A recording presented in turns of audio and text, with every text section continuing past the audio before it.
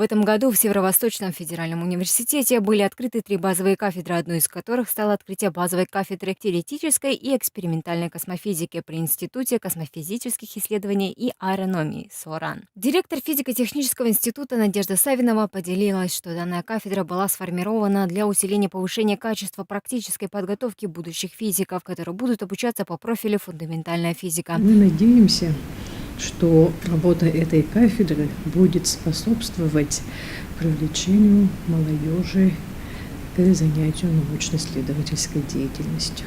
Потому что развитие общества, развитие любой страны невозможно без развитой технологии, техники, она невозможна без физико-математической науки. Поэтому основная задача привлечь больше, конечно, молодежь, чтобы они занимались наукой, чтобы она была престижной.